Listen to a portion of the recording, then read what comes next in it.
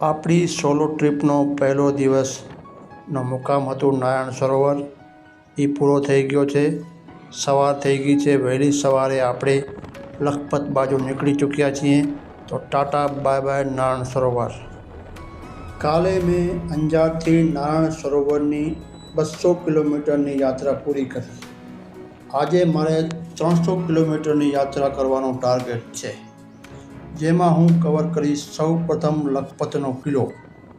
સવારના ભાગમાં ત્યાંનું એક્સપ્લોર કરી પછી હું નીકળીશ ઝાલા રણભૂમિ થઈને હાજીપીર, અને પછી ખાવડા થઈ કાળો ડુંગર, દત્તાત્રેય મંદિર, ત્યાંથી પ્રસાદ લઈ દર્શન કરીને રોડ ટુ હેવન જે કહેવાય છે રોડ દ્વારા હું ધોળાવીરા જઈશ, જ્યાં હડપ્પન સંસ્કૃતિનું એક પ્રાચીન નગર મળ્યું છે. ત્યાં એક્સપ્લોર કરીને આગળ નીકળીશું બ્રજવાણી માટે. ત્યાં આપણે બીજા દિવસનો રાત્રિ રોકાણ કરવાનું છે. તો આજે મારે 300 કિલોમીટરની લાંબી યાત્રા કરવાની છે, એ પણ એકલા. તો હું આખી યાત્રાનો વિડીયો બાય વિડીયો માહિતી આપતો રહીશ. તો અમારી ચેનલને સબસ્ક્રાઈબ કરવા વિનંતી, અને વિડીયો ગમે તો લાઈક અને શેર કરવા વિનંતી. આ ટ્રીપ તમે કરો તો એક વાતનું ખાસ ધ્યાન રાખવું, પાણીની બોટલ સાથે રાખવી, કેમ કે તમને અહીં આખી ટ્રીપમાં રણ જ રણ દેખાશે. આ પૂરા માર્ગ પર રણ જ રણ છે. ક્યાંય તમને માર્ગ પર મોટા મોટા ગામો નહીં દેખાય. બિલકુલ નિર્જન છે. ખાવડા સુધી તો કાંઈ તમને મળશે નહીં વચમાં. તો તમારે પાણી અને ખાવા પીવાની વસ્તુ સાથે લઈ જવી હિતાવહ રહેશે. એમ તો અમુક વિસ્તારોમાં ખેતી કરતા માણસો નજરે ચડશે. તો આપણે આજના પહેલા ડેસ્ટિનેશન લખપત પોર્ટ પર પહોંચી આવ્યા છીએ. તો જલ્દીથી ત્યાંનો નજારો જોઈએ.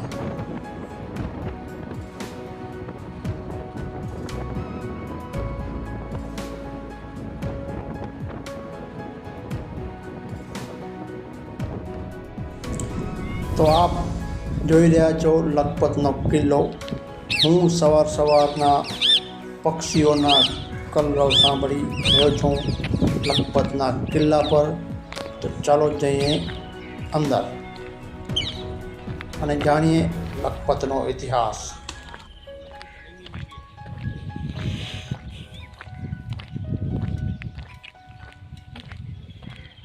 લખપતનો કિલ્લો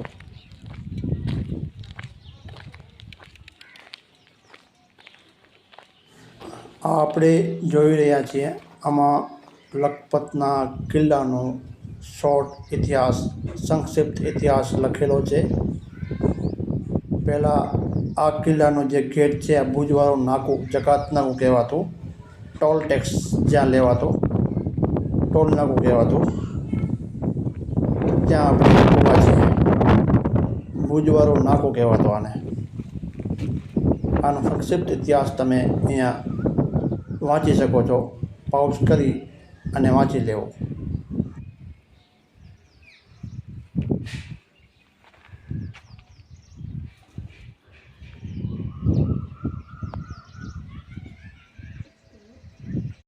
આ કિલ્લાની અંદર શું આવેલું છે એનું પૂરી ડિટેલ અહીંયા નકશા દ્વારા એક મોન્યુમેન્ટ બનાવવામાં આવ્યો છે, ત્યાં દર્શાવવામાં આવ્યું છે. ત્યાં બધી જગ્યાઓના નામ લખેલા છે, અને પૂરો નકશો મેપ ઉપર તમને દેખાય છે. એ નકશામાં બધું દર્શાવેલું છે કે આ કિલ્લાની અંદર કયા સ્થળ આવેલા છે. એ તમે જાતે આ કિલ્લાનું પરિભ્રમણ કરી અને જોઈ શકો છો. ત્યાં ગવર્મેન્ટ દ્વારા આરસીસી રોડ પણ બનાવવામાં આવેલો છે. આ નાનું ગામ છે, ત્યાં 300 થી 400 ઘર તમને જોવા મળી જશે જે હાલમાં છે. અને આ એક ગેસ્ટ હાઉસ ટાઈપનું બનાવવામાં આવેલ હતું, પણ લોકો અહીં ઉદાસીનતાને કારણે કોઈ આવતા નથી. તો આ પણ અત્યારે ખંડેર બની ગયું છે. બહુ ખરાબ હાલત છે અત્યારે આની. એક વખતે લખપત એટલે લખપતિઓનું ગામ, અને આજે બહુ ખરાબ હાલત છે. મિત્રો, આ ફાર્મ હાઉસ બનાવ્યું હતું એ પણ હાલ્યું નહીં અહીંયા કણે, કેમ કે માણસો કોઈ આવતા નથી. મોટું ફાર્મ હાઉસ તો બાજુ છે, હોટલ ટાઈપનું રેસ્ટોરન્ટ બનાવ્યું હતું.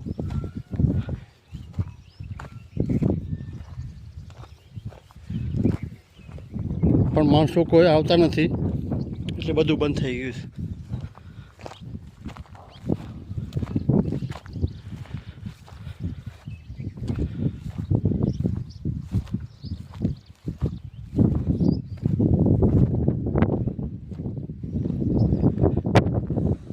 તમે અહીંની હાલત જોઈ શકો છો.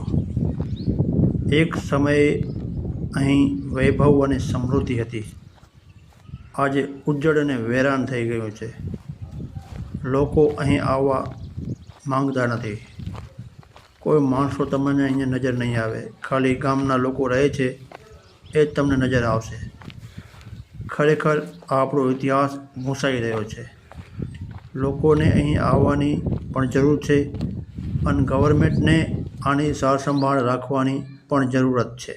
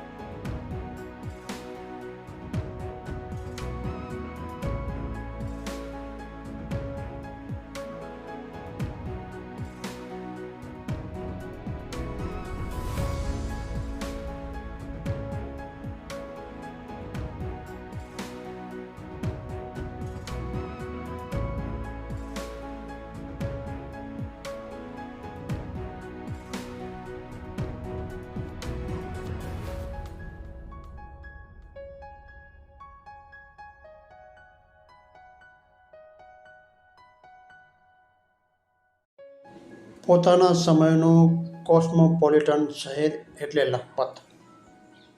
દરેક માણસ હતો લખપતિ. તો આ લખપત કેવી રીતે બરબાદ થયું?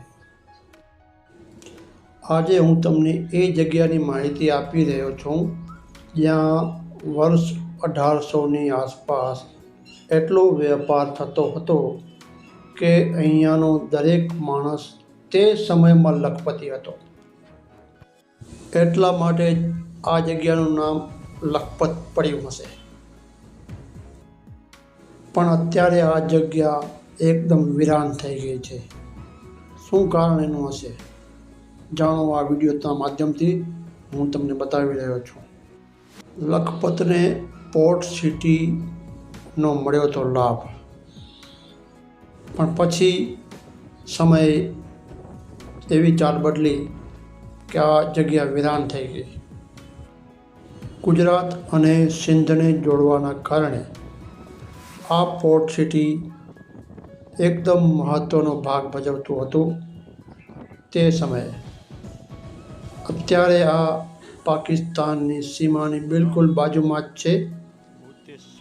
તે સમયે અહીંયા ઓમાન, ઈરાન, ત્યાંથી સમુદ્રી રસ્તે અહીંયા વેપાર થતો હતો. તેના કારણે અહીંયાનો હરેક વ્યક્તિ લખપતિ હતો. ચીની યાત્રી યુએન સંઘ 7મી શતાબ્દીમાં અહીંયાથી નીકળ્યો હતો. તેમણે એમના લેખનમાં લખ્યું છે કે કચ્છ ત્યારે સિંધ પ્રાંતનો હિસ્સો હતો અને અહીંયા ચોખાની ખેતી થતી હતી. આનો મતલબ કે તે સમયે આ જગ્યા સુખી સંપન્ન હતી. જમાદાર ફતેહ મહમદે સાલ 1801માં લગભગ 7 કિલોમીટર લાંબી આ કિલ્લાની દિવાલ બનાવડાવી હતી. અહીંયાથી કોરી ક્રીકથી નીકળીને સિંધ, અરબ અમીરાત અને હિન્દ મહાસાગરના કોઈ પણ ખૂણામાં જઈ શકાતું હતું. એટલે આ સ્થળને તે સમયની સ્થિતિનો ઘણો ફાયદો મળ્યો હતો. આ કિલ્લાની અંદર તે સમયે લગભગ 15,000 પરિવારો રહેતા હતા. કિલ્લાની દિવાલો ઊંચી ઘણી છે પણ એટલી પહોળી નથી. જેપી દત્તાની 2000ની સાલમાં આવેલી ફિલ્મ રિફ્યુજી, એમાં આ કિલ્લાને પાકિસ્તાનનું એક ફરજી શહેર દેખાડવામાં આવેલ હતું. લખપત એક મોટું બંદરગાહ હોવાના કારણે મક્કા જવાવાળા લોકો માટે એક મેઇન જગ્યા હતી. ગુરુ નાનક દેવ તેઓ પણ અહીંથી એકવાર મક્કા ગયેલા હતા. આ ઉપરાંત કચ્છના મહારાવ શાસકે 1617માં મુગલ સમ્રાટ જહાંગીરથી એક સંધિ કરેલી હતી.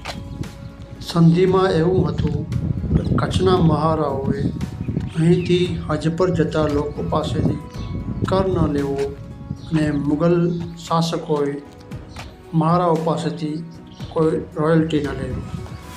આમ આ એક કચ્છને બહુ મોટો ફાયદો થઈ ગયો.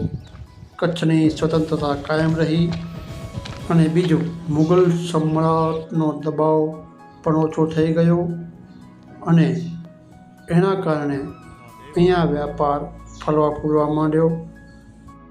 અહીં દુનિયાભરથી લોકો આવતા હતા.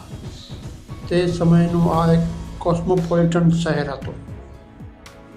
તો પછી આ વિરાન કેમ થઈ ગયું? તો જાણો એની કહાની હું તમને હવે કહું છું. આ શહેરના પતનના ઘણાય કારણો છે. 16 જૂન 1819માં આવેલો ભૂકંપ એક મોટું કારણ છે.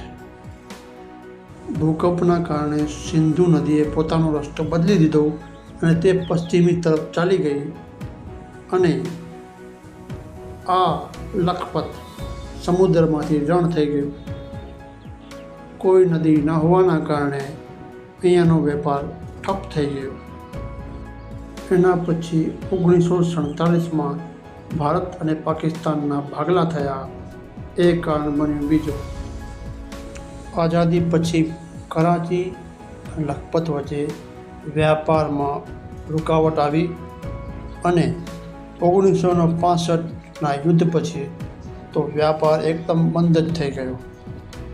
1980માં તાલુકા હેડક્વાર્ટર બદલીને દયાપુર થઈ ગયું અને બધા વેપારીઓ અહીંયાથી પલાયન કરી ગયા અને લખપતની સમૃદ્ધિનો આવી ગયો અંત.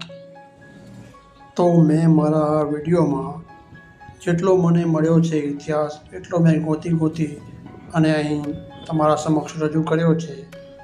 તો તમને આ કેવો વિડીયો લાગ્યો? લાઈક કરો, આ વિશે કમેન્ટ કરો અને મારા આ વિડીયોને શેર કરો. કાંઈ વિડીયો બનાવવામાં ભૂલ થઈ હોય, કોઈ ઐતિહાસિક વાતમાં કાંઈ ભૂલ થઈ હોય તો મને આ વિડીયોના માધ્યમથી કમેન્ટમાં જણાવવા વિનંતી છે. જેણે પણ અહીંયા સુધી મારો વિડીયો જોયો હશે તે આ બધી ઇતિહાસની વાતોમાં રુચિ ધરાવતો હશે, તો એ લોકોને જણાવવાનું કે કાંઈ પણ ખામી હોય તો વિડીયોમાં કમેન્ટ દ્વારા જણાવે. ધન્યવાદ, આભાર.